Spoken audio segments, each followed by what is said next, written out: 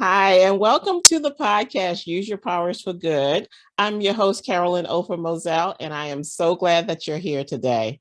This is a podcast to inspire leaders, managers, and supervisors to use your powers for good and put more kindness into the world. Today, our guest is Carol Hamilton. Carol is principal of Grace Social Sector Consulting, LLC. Her organization helps nonprofit and association board staff and key volunteers become more focused and aligned. Today, Carol is going to talk to us about mistakes organizations make in strategic planning. Welcome, Carol. We are so glad that you're here today.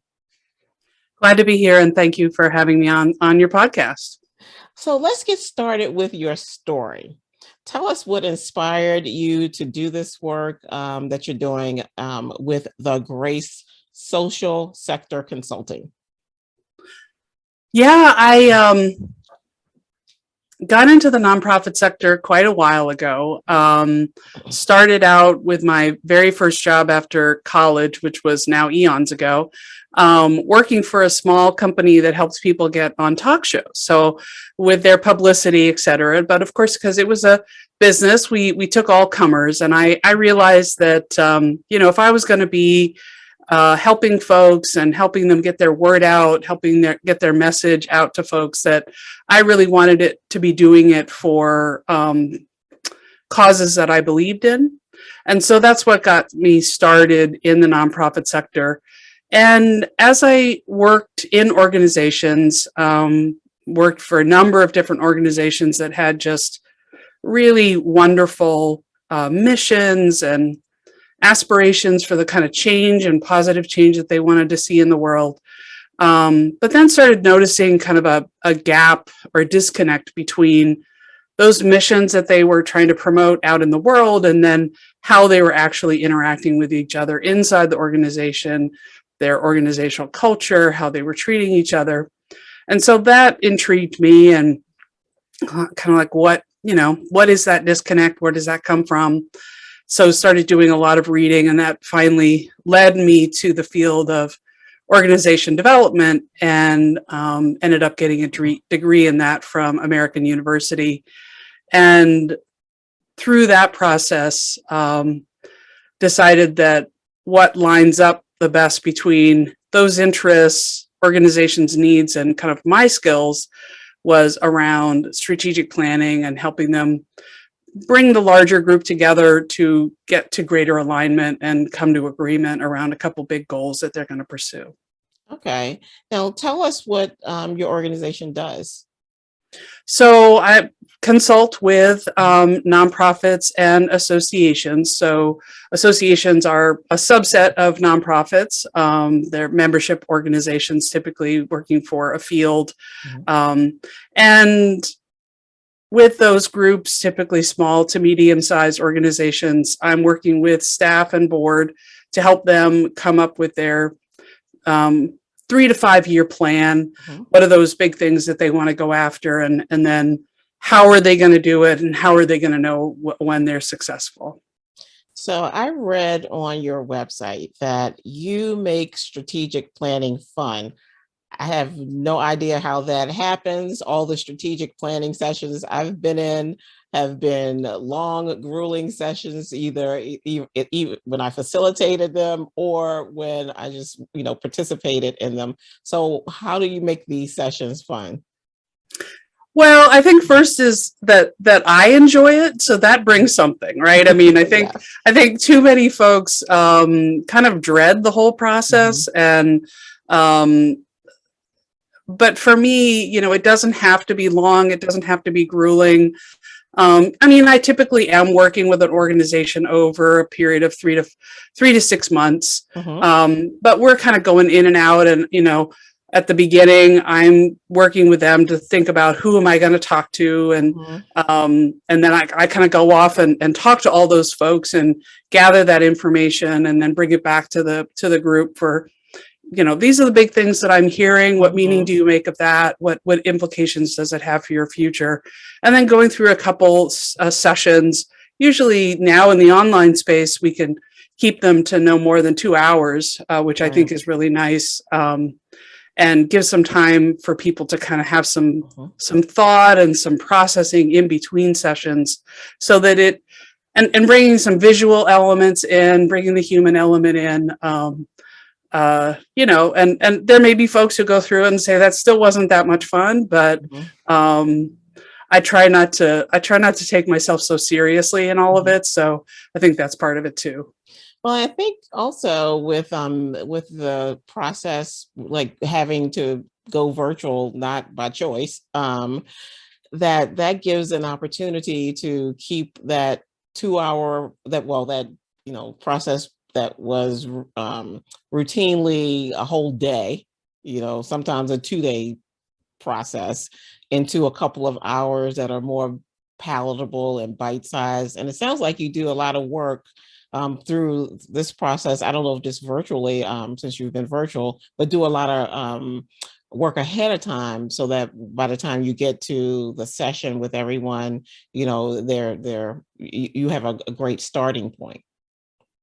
Yeah, and I would have done that in person as well. But I Mhm. think, the typical 1 day retreat, yeah, by the time you're actually having to make decisions, Mhm. you're after lunch, it's mid-afternoon or late afternoon, you've been thinking hard all day about, Mhm. you know, where are we? What are the big trends that are impacting us? What do we Mhm. imagine we might be in 3 to 5 years?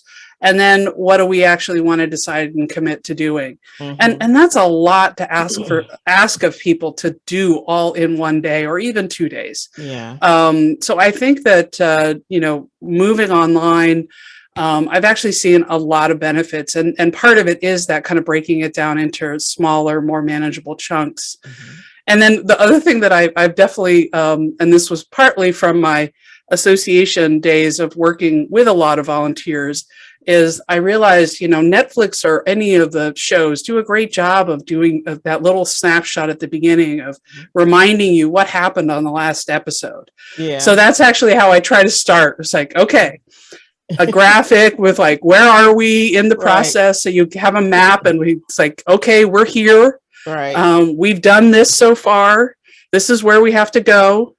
And then reminding people of the conversations and the kind of takeaways and decisions that they made in the previous meeting. Because, Mhm. for so many volunteers, even for staff, they're running from one Zoom to Yeah. another Yeah. one project to another. And it just helps people ground and get oriented. Let's get reoriented to what we're doing today in this Mhm. 90 minutes or this 2 hours, Mhm. and remember what we did before so we can build on it. So let's back up a little bit and just tell us why the importance of having a strategic plan for your nonprofit, and the importance of keeping that plan fresh and updated. So let's hear a little bit what you stress in that area.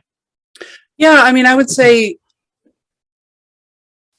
that the importance of having one is to really make sure that everyone is in agreement and understanding of the direction that you're wanting to go. A lot of times when I'm going into a plan with a group, one of the fears that they have is that there's just going to be this huge wide spectrum of opinion, and they're just not going to be able to Mhm. synthesize it all and come to any kind of agreement. And certainly there's some groups that are in a lot of conflict, but typically when I'm if they were, I would say probably strategic planning is not a great thing for you to do right now. Mhm. um, but what actually ends up happening for most groups is that there there's way more agreement than they realize. That people Mhm. are actually more on the same page. But by having the conversations, you bring that out into the open. You allow people to kind of check assumptions with each other. Mhm. And so, ultimately the goal is not to get a big, huge, thick thing that then, holds up people's monitors Mhm. at the end of the process, but a couple pages that outlines, yeah, here are the 3 to 5 big goals. Here are the Mhm. action steps in it. Here are the success criteria and who's going to do it by when. So keeping it simple is also important. But other benefits that folks have, I mean, oftentimes Funders want to see strategic plans. They often will ask for that in terms of any kind of application. And so, unfortunately, some groups will go into a process just because a funder has told them they have to. But I think they find that through going through these conversations and digging into the assumptions of how we work together, that they come out feeling better about the organization, feeling more committed. And I've seen boards go from being disengaged to engaged by just inviting them into the conversation and helping them shape what the future of the organization is going to be. So there are lots of potential benefits. So I am a former government leader, and I've been a part of plenty, committees and task force and work groups, and so sometimes there's always this fear, even especially when I'm working with some of my clients, that how do you keep the work from sitting on the shelf, and how do you where's the accountability in keeping that plan, keeping that plan that you participated in moving, keeping that engagement with it. So is there something that you do with your clients to help make sure to check in with them, or to make sure that so one of the things that a couple of things that I like to do to kind of ward that off before you even have a chance of it just becoming something that sits on the shelf is, one, to keep it simple. So not have it be a tome that, is so long that no one's going to read it, because it's, would take that long. You could have gotten some of the things done before you finish reading the report. So avoid that pitfall. But I think the other thing is keeping the plan high level, and then really honing in on the details in a 1-year implementation plan. And not getting caught up in what you're going to be doing when in year 2 and year 3, not worrying about it. But then also committing to a time when you're going to, and a process for how you're going to review and update the plan. Because one of the things we know is, as soon as you write something down, something else pops up. Yeah. And, how does this fit into the priorities we set? So you need to have a process for reevaluating what's in the plan. There may be things, that you thought were going to be important that don't end up being important, or, the universe throws us all a huge curveball like COVID, and we got to adjust. Yes. I think the last couple of years have certainly, if anyone was under the illusion that we had any control, we should be disabused of it by now. Right. And I think inflexible people are much more flexible now. Oh yeah, they have to be. The other thing that I like to have kind of co-create with the client is something called a strategy screen. So this is separate from the strategic plan itself. But I have that group have a conversation about what are the important criteria that we're going to use to make future decisions. So oftentimes, a couple of these will be, how does this fit into our mission? How does this fit into our current strategic plan? But it could have a number of other criteria as well. What's our capacity to do this? Are we the right group? Do we have the core competencies? All sorts of different questions that the group will generate in terms of the criteria that they want to make a decision on. And then building a tool that basically enables them to essentially kind of run any kind of new either opportunity or challenge that pops up after you've done the plan through, so that you can have a good decision-making process. It's a little less, so often I think in any group, if you haven't agreed ahead of time kind of how you're going to make the decision, then it gets swayed by who's the most persuasive, who can write the best memo, who has the most influence, whether the idea is a good one or not. So having a tool like this kind of separates the personalities from the issue, and having had the conversation before you're thinking about the whatever the opportunity is, also kind of decouples it, right? Because it's hard to, you have something in front of you. Maybe it seems really exciting. Um, but if you're trying to think about that content or that issue right then and how you're going to decide, it's really swayed by that particular instance. So that's another thing that I want to make sure that everyone has when we're done working together, so that they can deal with all those things that pop up, because they inevitably will. So are there any, like, the top 3 mistakes that organizations make in strategic plan that you can tell us about? Yeah, so I think one of the big ones is trying to have it be too controlled, or I think a lot of folks are have some fears about including a lot of people into the process. They think, oh my God, it's going to take forever. There's going to be this kind of cacophony of voices. And then, so they appoint a small strategic planning committee. That group does a lot of work, comes back with a plan, and then wonders why folks aren't excited about it. Right. So involving people, and at the front end when you're getting input, but then I think also being clear about who's ultimately going to be making the decisions, the final decisions, how the input's going to be used, so that folks have clear expectations about what their involvement with the process is going to be, can really ward off some of that cynicism that happens when, like, oh, we're going to have this great participatory process, but oops, we didn't invite anyone to the meeting. Yeah. So that's one. I think another one is there are kind of two extremes where the plan can be so pie in the sky that it doesn't account for what's already going on in the organization. It doesn't account for people's capacity. And so it's so out of reach of the organization that, there's just, people look at it and it's like, how do we even get started? Because we it's exciting to dream big, but if you're so far from that reality and it's not connected to reality, I think that can trip people up. But then on the other side, like I said, trying to nail down every detail, trying to anticipate exactly what you're going to be doing in a 2 years, 3 years, and trying to nail down all those accountabilities for the entire plan. I think that is another thing that kind of ties people up, and then they feel afraid to make any changes. And a plan is just a plan, right? It's not, it's not handed down. You didn't go up to the mountain and get a tablet that's given to you. It's created by your group. It's on a piece of paper or a Google Doc or whatever it is, and it can be edited, it can be changed. Having a process for doing that is important, but I think those are some of the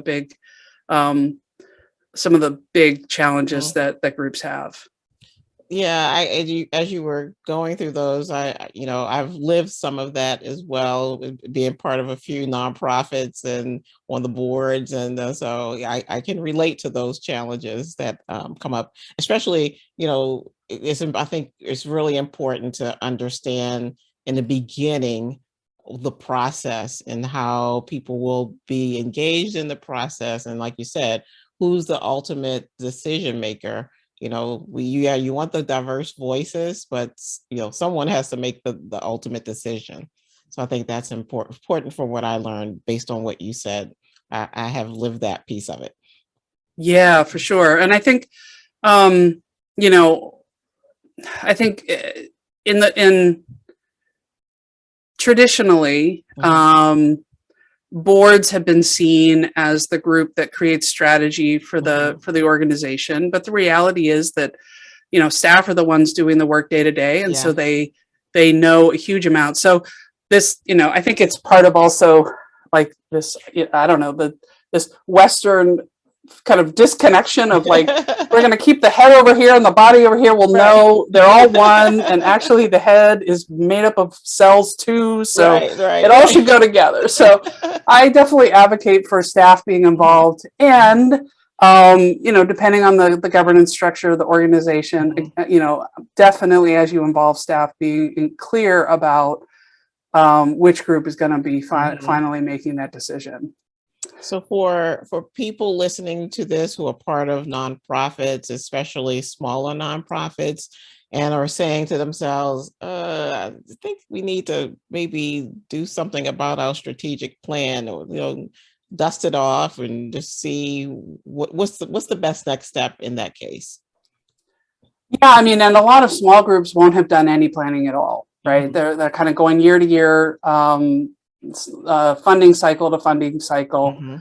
And there have been groups that I've worked with where they wanted to do a longer range plan, but they were coming out of a crisis. And so the reality was, as far as they were going to be able to plan out, was a year. And so that's what we worked on. So it needs to fit their situation. I think a good step is, if you can have someone who can come from the outside to facilitate the process, I think that's super helpful. It's hard for either a board chair to both be the board chair, lead, be in the conversation, and facilitate at the same time. And you talked about facilitating meetings, so I'm sure you are familiar with this. And so it doesn't always have to be, a consultant. There might be graduate students, whether they're in, I don't know, business school, social work school, public policy, who might need to do a project, who might be able to help out with a planning process.